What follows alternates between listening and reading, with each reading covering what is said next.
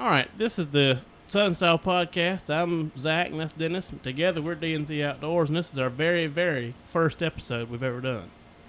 Yep, I was in our little test hit. Yep. This is it. This Jumping is the off. maiden voyage. Yeah, y'all actually get to see us on this one. Which may be a... Maybe bad. maybe a breaking point there. Yeah, it may be bad. But... I feel good about it, though. We got our Yetis full of red punch. exciting times. We're ready to roll. So, yesterday, you and I went... Or me, you and Mom went riding around, in the National Forest. And before we ever get into any kind of storytelling or anything, I wanted to say, if you have any national forest nearby, go enjoy it. Use them. Hey. Because it's gorgeous. I mean, Yeah. it's very well maintained. It's beautiful, and they've got everything. I mean, hiking, Yeah, some of them fishing, have equestrian, hunting, equestrian trails, hiking trails. Some of them have four-wheeler trails. right, And, man, you can get in spots out there you can't hear nothing but the wind blowing. right. It was beautiful. I mean, it's away from everybody, all the hustle and bustle. Yeah, And it don't cost a dime. nothing. And after we left that, we went down the little old town there, Yeah. and got to ride up and down some of their roads. And man, it's some pretty country out there too. It is. It really is. And Then you introduced me. yeah, while we were out, speaking of old towns and old town roads and everything, while we were out, there's this song out now, and it's just astronomically successful. And it's controversial in the country music world. In the genre. Yeah. It's very Because controversial. it kind of wanted to cross over a little bit, but the name of it is Old Town Road. And if you haven't had the opportunity to listen to the song, I would recommend that you do, because it's a good song, in my opinion. Yeah, it's a good song. It's not country. No, not at all. Not at all country. There ain't nothing country about it. Right. Some of the lyrics refer to country things, Right. but it is not a country song. But it is a good song. It's a good song. It really is. And that kind of, while we were listening to it, and, I got it on my phone, so I listened to it a couple of times before that. And that kind of made me wonder, if you look back the last 20 years, the evolution of country music has really sped up. Yeah, way sped up. And it's really getting to where now you can flip through all of the music that we have here on the radio, and it all sounds pretty much the same. Yeah. Really. It's kind of startling to me, because I'm a purist when it comes to country music. Well, I am too. I mean, I like music. Don't Right. get me wrong what I'm about to say. I love music, but country music to me is pure country. Right. I mean, it's George Strait, George Jones, old school. Right.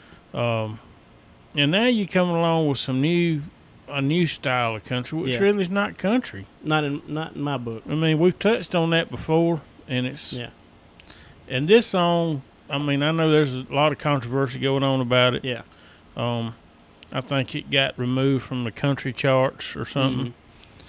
Well, I hate that happened for them. Yeah. But the genre's wrong. It shouldn't have been on country. Right. And I mean, there's nothing wrong with liking 2 or 3 different genres of music. Like all of it. Yeah. But just know its place. Right. And I agree with that. Country Billboard wasn't a place for that song. Right. That's why we have different genres. Right.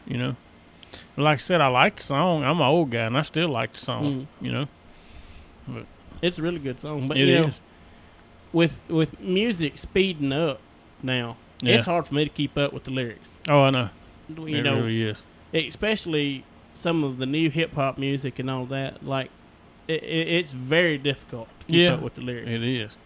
And you open yourself up to have, you've seen those misheard lyric memes on Facebook. Oh, and stuff, I know you all. open yourself up. I know all about them. And I seen one recently. It was Tim McGraw's Indian Outlaw. Yeah. And it was I'm an Idiot Outlaw. Mm-hmm. That was, it wrecked me. Oh, I mean, that was hilarious to me. Yeah. That's like for years. You and I have some of those. Yeah. Dreamweaver was one of my big ones. And for years, when I heard that song, I always thought they were saying Janie Weaver. Yeah. And I sung that song just, around my friends and stuff. Just, parts of it. And nobody ever corrected me on that. It was just left years you hanging before I realized they weren't saying Janie Weaver. Yeah. I think I actually read the album cover and seen the song Dream Weaver. And I'm like, oh, my God. All these years I've been saying that, Yeah. And I noticed people kind of laugh when they said it. I guess they thought I was being funny. But I was dead serious. Yeah. Well, AC/DC's Dirty Deeds. Oh, yeah. That's mine. Yeah, I remember that. It's Dirty Deeds and Done Dirt Cheap. Mm-hmm. And I always thought it was, when I was little. Yeah. I'll put it that. I'll preface this by saying I was tiny when I thought this. But I always thought it was Dirty Deeds on the Jungle Gym when I was little. Because, your brain isn't really that expanded when you're kindergarten age, Well, at kindergarten age, I guess you think more about the Jungle Gym than Dirty Deeds. Yeah.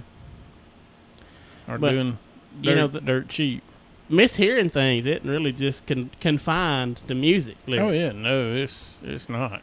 And, there's sayings and things that I've misheard all my life. Mm-hmm. One of them being, lo and behold. Yeah. Yeah. I remember that one for you. Mercy.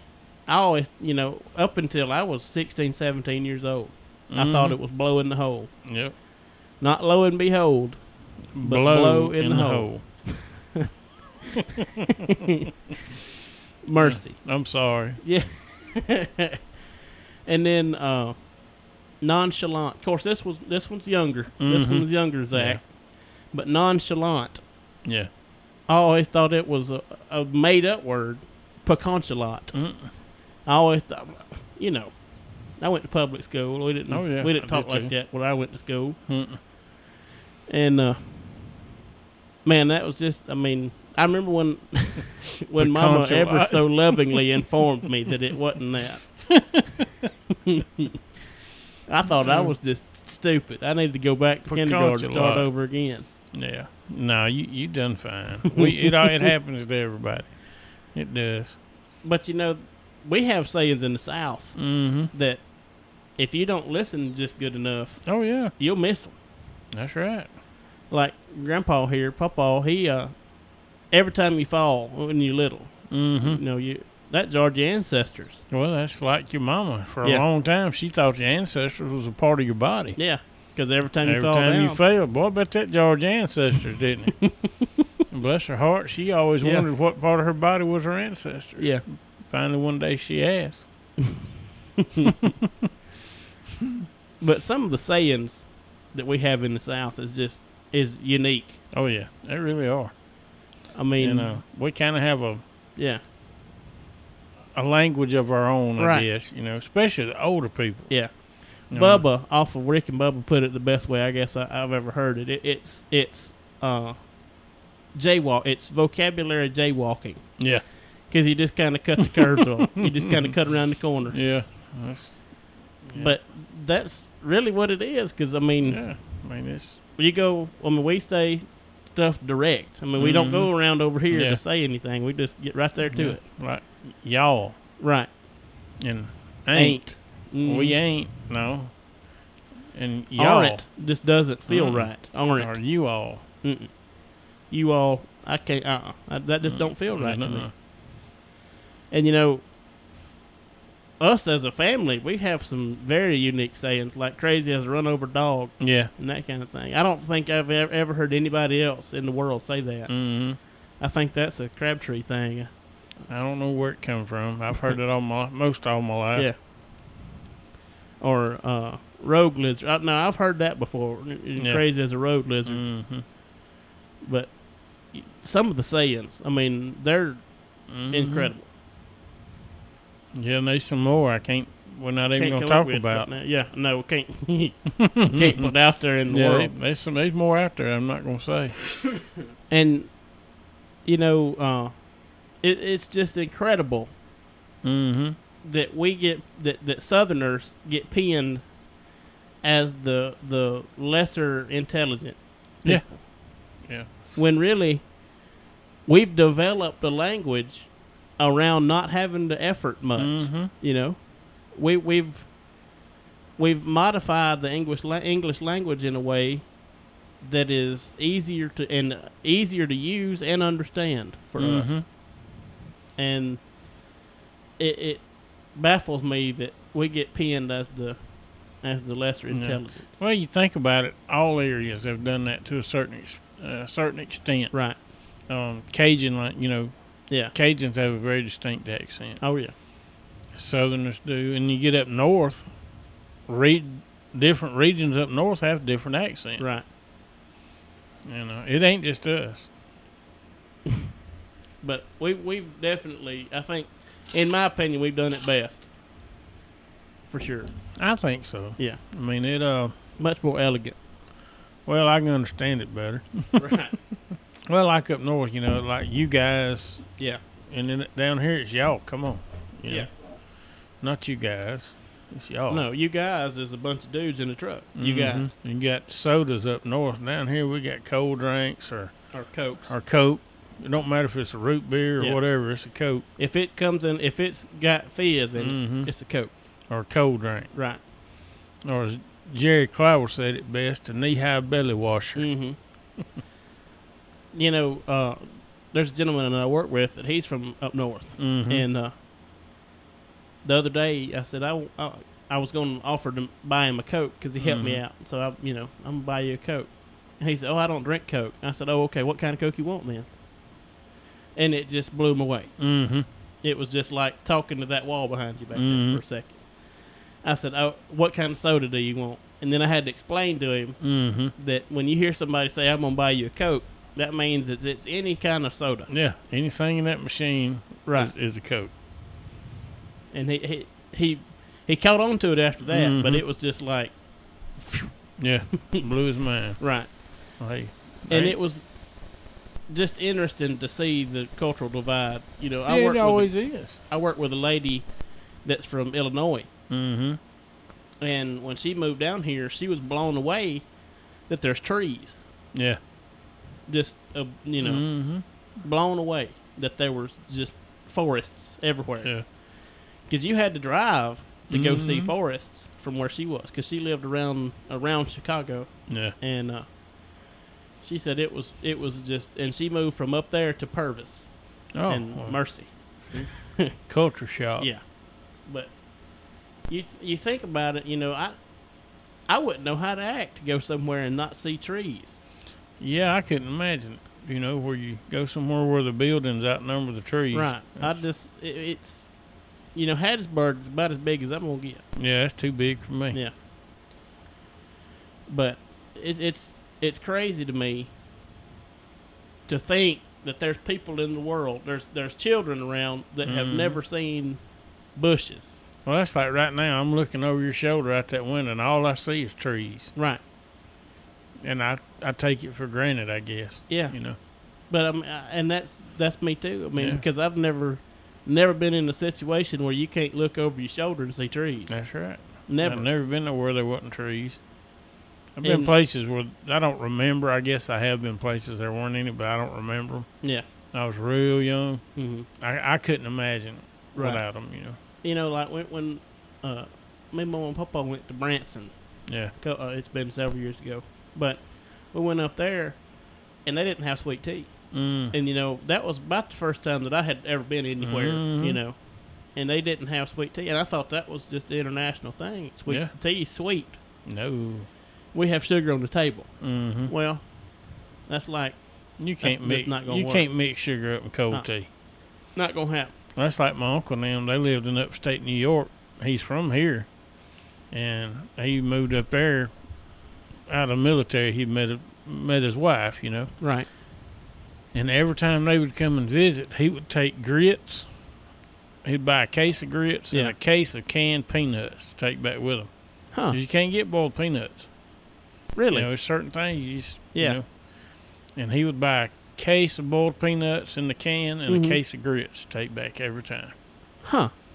Yeah. I thought boiled peanuts was an international thing. I just learned something right now. Yeah.